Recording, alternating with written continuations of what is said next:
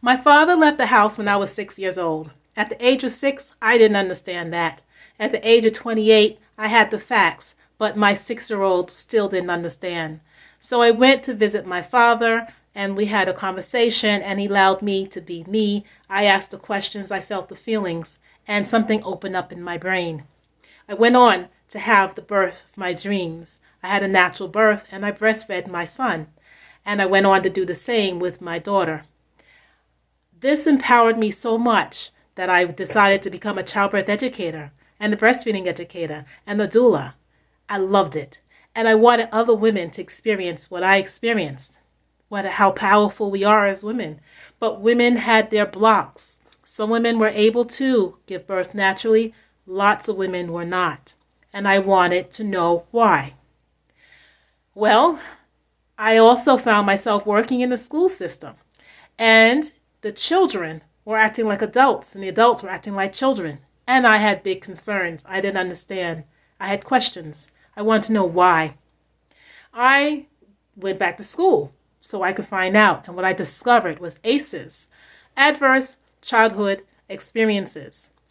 These are stressors that happen to children before the age of 18.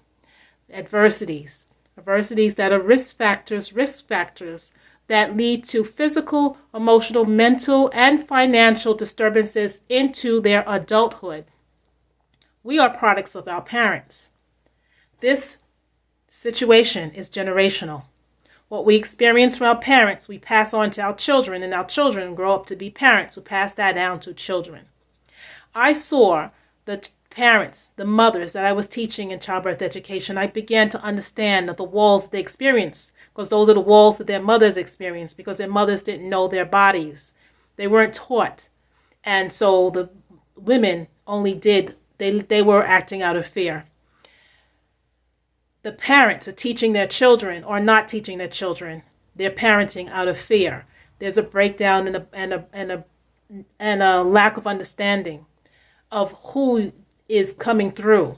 For me, I felt my 6-year-old coming through in the obstacles that I experienced as a parent.